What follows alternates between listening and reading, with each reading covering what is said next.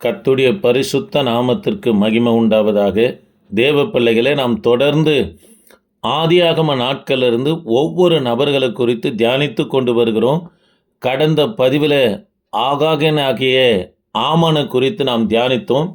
இன்றைக்கு யூதாவின் 16வது ராஜாவாய் இருந்த யோசியாவை குறித்து தான் நாம் தியானிக்க போகிறோம்.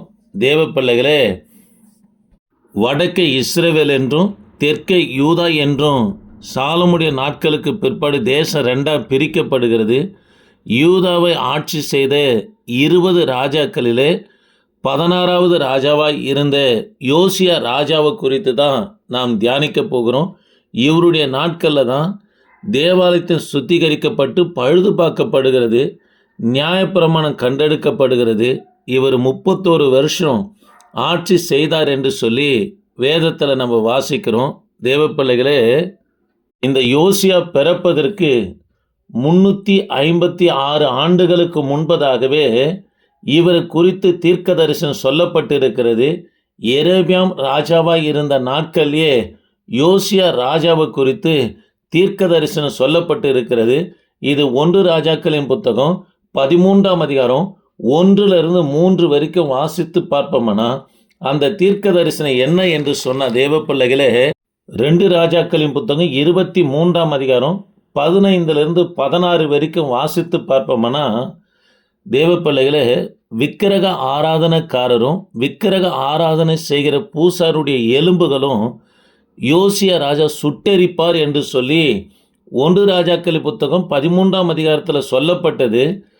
356 ஆண்டுகள் கழித்து கர்த்தர் அவனை நிறைவேற்றினார். ஆக தேவ பிள்ளைகளே, எதனால் அந்த நாட்களில் மரித்தவனுடைய எலும்புகளை எடுத்து சுட்டெரிப்பார்கள் என்று சொன்னால், யூதேயாவிலும் சரி இஸ்ரவேலிலும் சரி அம்மோன் மோவாபியரிலும் ஒரு நம்பிக்கை காணப்பட்டது. என்ன நம்பிக்கைன்னா, ஒரு மனுஷனுடைய அதாவது பிரேதத்தினுடைய எலும்பை எடுத்து சுட்டெரித்தா அவன் திரும்பி வராதபடி அவனுடைய ஆத்துமா நரகத்துக்கு போயிடும் என்ற ஒரு நம்பிக்கை நபனை காணப்பட்டது. ஆமோஸ் தீர்க்க தரிசன புஸ்தகம் 2ஆம் அதிகாரம் 1-3 வரைக்கும் வாசித்து பார்ப்போம்னா மோவாபியரும் இதே காரியத்தை தான் செய்கிறாங்க. எலும்புகளை கொண்டு வந்து சுட்டெரிக்கிற காரியத்தை செய்கிறாங்க. எதுக்காக செய்கிறாங்கன்னா தேவ பிள்ளைகளே, எலும்புகள் சுட்டெரிக்கப்படுமானா அவர்கள் நரகத்துக்கு போயிடுவார்கள் என்ற ஒரு நம்பிக்கை மோவாபியர் அம்மோனிய இஸ்ரவேலுக்குள்ளே காணப்பட்ட நிமித்தமாக இது அவங்கள பழிவாங்கிற விதத்தில் இந்த காரியத்தை நம்மனா செய்தவர்களாக காணப்பட்டாங்க. ஆகவே தான் 356 ஆண்டுகளுக்கு முன்பதாக சொல்லப்பட்ட தீர்க்க தரிசனத்தை யார் நிறைவேற்றினார் என்று சொன்னால் யோசியா ராஜா மூலியமாக கர்த்தர் நம்மனா நிறைவேற்றினார் என்று சொல்லி பார்க்கிறோம். யோசியா ராஜாவை குறித்து ஒரு சில காரியங்களை பார்க்கும்படியாக விரும்புகிறேன். தேவ பிள்ளைகளே, இந்த யோசியா 8 வயதில் ராஜாவாக அபிஷேகம் பண்ணப்படுகிறார். ஏன் இவர் 8 வயதில் ராஜாவாக அபிஷேகம் பண்ணப்படுகிறார் என்று சொன்னால், யோசியாவுடைய தகப்பனார் தாய் அதாவது வேலைக்காரர்களால் குத்தி கொலை செய்யப்படுகிறது நிமித்தமாக வேறு வழி இல்லாமல் 8 வயதிலேயே இவர் அதாவது 3-4வது படிக்கிற வயதிலே இவர் என்ன பண்ணா ராஜாவாக என்ன பண்ண அபிஷேகம் பண்ணுகிறதே எங்கே பார்க்குறேன்னா 2 நாளாகமும் 34ஆம் அதிகாரம் 1ஆம் வசனத்தில் வாசிக்கிறோம். அது மாத்திரமல்ல 2 நாளாகமும் 34 2ஆம் வசனத்தில் வாசித்து பார்ப்போம்னா கர்த்தருடைய வழியில் தாவீதினுடைய வழியில் தாவீது காட்டின கர்த்தரின் வழியில் நடந்தார் என்று இடதுபுறமும் வலதுபுறமும் சாயாத இருந்தார் என்று இவரை குறித்து சொல்லப்படுதுங்க. தேவ பிள்ளைகளே, பவுலும் சொல்கிறாரு, நான் பின்னானவைகளை மறந்து முன்னானவைகளை நாடுகிறேன் என்று சொல்கிறார். எனக்கு நான் கடிவாளத்தை போட்டு இருக்கிறேன்னு சொல்கிறார். காரணம் என்னன்னா, நம்ம வலதுபுறம் இடதுபுறம் பார்ப்போம்னா நமக்கு வைக்கப்பட்ட தேவ நோக்கத்தை திட்டத்தை நம்ம நிறைவேற்ற முடியாதுங்க. வழிகளெல்லாம் நிலையற்றவர்களாகவும் குந்தி நடக்கிறவர்களாக இருப்போம். தேவ விருப்பத்தை சித்தத்தை நிறைவேற்ற முடியாதவர்களாக நாங்கள் காணப்படுவோம். ஆகவே வலதுபுறம் இடதுபுறம் யார் சாயலைன்னா இந்த யோசியா சாயாதவராக காணப்பட்டார். 3வது காரியம் 2 நாளாகமும் 34ஆம் அதிகாரம் 3ஆம் வசனத்தில் 12 வயதில் விக்கிரக தோப்புகள் எல்லாம் இவர் என்ன பண்ணனா அகற்றி தேசத்தை நபனா தான் தேசத்தை யூதய நபனா சுத்திகரித்தா. 4ஆம் வசனத்திலிருந்து 5ஆம் வசனம் வரைக்கும் வாசித்து பார்ப்போம்னா, இதனால கர்த்தர் நபனா தேசத்தை ஆசீர்வதித்தா. தேவ பிரசன்னம் தன் தேசத்துல காணப்பட்டது என்று இந்த இடத்துல சொல்லப்பட்டு இருக்கிறது. தேவ பிள்ளைகளே, தேவனுக்கு பிரியமில்லாத காரியம் ஒன்று நம்முடைய வீடுகளிலும் சரி, நம்முடைய தேசத்திலும் சரி, நமக்குள்ளும் இராதபடி யார் சுத்திகரிக்கிறார்களோ அவங்கள கர்த்தர் நபனா ஆசீர்வதிக்கிற தேவனாக இருக்கிறார். அது மாத்திரம் இல்லைங்க, இதெல்லாம் நல்லா நடந்து கொண்டே வந்தது.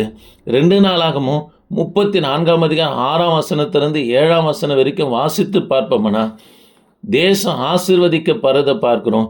8ஆம் வசனத்திலிருந்து 9ஆம் வசனம் வரைக்கும் வாசித்து பார்ப்போம்னா, தேவாலயத்தை பழுது பார்த்து சுத்திகரிக்கும் போது இல்கியா என்கின்ற ஆசாரியருடைய தலைமையில் யோசியா ராஜா அதை செய்கிறார். நியாயப்பிரமாணம் நம்மனா கண்டெடுக்கப்படுகிறத நம்ம பார்க்கிறோம். தேவ பிள்ளைகளே, அது மாத்திரம் இல்லைங்க, இவர் முடிவு பார்த்தீங்கன்னா சரியில்லாமல் நம்மனா போனது. இது 2 நாளாகவும் 35ஆம் அதிகாரத்தில் நம்ம பார்க்க முடியும். 2 நாளாகவும் 35ஆம் அதிகாரம் 22லிருந்து 27 வரைக்கும் வாசித்து பார்ப்போம்னா இவரை குறித்து சொல்லப்பட்டு இருக்கிறது. தேவ பிள்ளைகளே, அந்நாட்களிலே வல்லரசு நாடுகள் 3 காணப்பட்டது. ஒன்று எகிப்து, இன்னொன்று அசிரியா, இன்னொன்று பாபிலோன். இப்போ நடந்த சம்பவம்னா, அசிரியா தேசத்தார் எகிப்துக்கு விரோதமாக யுத்தம் பண்ண வராங்க. யோசியா ராஜா அசிரியாவுக்கு சப்போர்ட்டாக, அதாவது அவருக்கு கை கொடுக்கிற விதத்தில் யாரை எதிர்க்கிறார்னா, யோசியா ராஜா எகிப்த நபனை வந்து எதிர்க்கிறார். இதற்கு எரேமியா தீர்க்கதரிசி என்ன சொன்னார்னா, ராஜாவே 3 வல்லரசு நாட்டில் 2 ஓய்ஞ்சிடும், 1 நிற்கும். உனக்கு தேவையில்லாத காரியம், நீங்கள் போக வேண்டாம் என்று சொல்லி எரேமியா தீர்க்கதரிசி யோசியா ராஜாவனவனை எச்சரிக்கிறார். யோசியா ராஜா, இவர் தீர்க்கதரிசி தானே, தேச ராஜபாரங்களை குறித்து என்ன தெரிய போகுது என்று சொன்னவனா புறப்பட்டு போகிறார். அது மாத்திரமல்ல, எகிப்தின் ராஜாவாய் காணப்படுகிற நேகோ அவரும் கூட சொல்கிறாரு. 2 நாளாகவும் 35ஆம் அதிகாரம் 2ஆம் வசனத்தில் நாம் வாசித்து பார்ப்போம்னா, நேகோ சொன்ன கர்த்தருடைய வாயின் வார்த்தைகளுக்கு செவி கொடாமலும் அவனோடு யுத்தம் பண்ண வேஷம் மாறி மெகிதோவின் பள்ளத்தாக்கில் யுத்தம் பண்ணுவதற்கு வந்தான் என்று யோசியா ராஜாவு குறித்து சொல்லப்படுதுங்க. தேவ பிள்ளைகளே, புறஜாதி ராஜாவாய் இருக்கிற, எகிப்து ராஜாவாய் இருக்கிற பார்வோன் நேகோ மூலியமாக யோசியாவை எச்சரிக்கிறார். ஐயா, உனக்கு எனக்கு யுத்தம் இல்லை, எனக்கும் அசிரியாவுக்கு தான் யுத்தம், நீ இதில் தலையிட வேண்டாம் என்று சொல்லி இந்த புறஜாதி ராஜா மூலியமாக கூட கர்த்தர் நம்ம யோசியாவிடத்தில் நம்மளை இடப்படுகிறார். ஆனாலும் கேட்கல. யுத்தம் பார்வோன் நேகோவுக்கும், அதாவது யூதாவின் ராஜாவாக இருக்கிற யோசியாவுக்கு நம்மனா நடக்கிற மாதிரி ஆயிடுச்சு பாருங்கள். அம்பு பட்டதுனால, பலமான அம்பு, காயமான அம்பு, அதாவது அதிகமான காயங்கள் இவருக்குள்ளே ஏற்பட்ட நிமித்தமாக யார் மரணம் அடைந்தார்னா, யோசியா ராஜா மரணம் அடைந்தார். இந்த யோசியா ராஜா 25ஆம் வசனத்தில் எரேமியா யோசியாவின் மேல் புலம்பல் பாடினான் என்று சொல்லப்பட்டிருக்கிறோம். இவருடைய பாடி எருசலேம் வருவதற்குள்ள எரேமியா தீர்க்கதரிசி புலம்பல் புத்தகம் 5 புத்தகத்தை புலம்பி எழுதினவனா வைத்ததை இந்த 2 நாளாகவும் 35ஆம் அதிகாரம் 25ஆம் வசனத்தில் நம்ம வாசிக்கிறோங்க. தேவ பிள்ளைகளே, என்னதான் ஊழியக்காரராக இருக்கட்டும், தீர்க்கதரிசியாக இருக்கட்டும், தலைவர்களாக இருக்கட்டும், சாதாரண விசுவாசியாக இருக்கட்டும், அப்போஸ்தலராக இருக்கட்டும், பிஷப்பாக இருக்கட்டும், அதாவது சென்ட்ரல் பாஸ்டராக இருக்கட்டும், யாராக இருந்தாலும் கர்த்தருடைய வார்த்தைக்கு கீழ்ப்படியலைன்னா நிலைமை இதுதாங்க. ஒரு 3 ராஜாவை குறித்து உங்களோடு சொல்லும்படியாக விரும்புகிறேன். சவுல் ராஜா சாமுவேல் சொன்ன வார்த்தையை கீழ்ப்படியலைங்க, பாதி தாங்க செய்வார், மற்ற பாதி தான் சுய சித்தத்தின்படி சவுல் செய்த நிமித்தமாக இவர் ராஜாவாக இராதபடி நம்மனா கர்த்தர் இவரை புறக்கணித்தாருங்க. அது மாத்திரமல்ல, ஊரின் தும்பினாலும் பிற்பாடு தீர்க்க தரிசனத்தினாலும் சொப்பனத்தினாலும் யாரிடத்துல பேசலைன்னா ஆண்டவர் சவுலிடத்தில் பேசலைங்க. தேவ பிள்ளைகளை, ராஜாவாக இருந்தாலும் சரி, ஊழியக்காரராக இருந்தாலும் சரி, கர்த்தர் எச்சரித்து எச்சரித்து அவர்கள் கேளாமல் போவார்கள்னா கர்த்தர் பேசிக்கொள்கிறதை நிறுத்தி கொள்வார். கர்த்தர் அவங்க ஊழியத்தில் வாழ்க்கையில் இடப்படுத்தியும் கர்த்தர் நிறுத்தி கொள்வார். அது மாத்திரமல்ல, தமது சமூகத்தை விட்டு அவங்களுக்கு கொடுக்கப்பட்ட ஸ்தானத்தை விட்டுடவனா கர்த்தர் புறக்கணிக்கிறவராக அவங்கள தள்ளி விடுகிறவராக நம்மனா காணப்படுவார். ஆகவே தேவனுடைய வார்த்தைக்கு கீழ்ப்படிவோம். ஆண்டவர் பேசுகிறாரு, பேசிக்கினே இருப்பாருன்னு சொல்லி நம்ம அசதியாக இருக்கக்கூடாதுங்க. ஒரு குறிப்பிட்ட எல்லை வரைக்கும் தாங்க கர்த்தர் இறங்குவார். அதற்கு பிற்பாடு நம்மனா புறக்கணிக்கிறவராக காணப்படுவார். 2வது தேவ பிள்ளைகளே, உசியா ராஜாவுடைய நாட்களில் பார்த்தீங்கன்னா தேசம் நல்லா ஆஸ்வதிக்கப்பட்டது.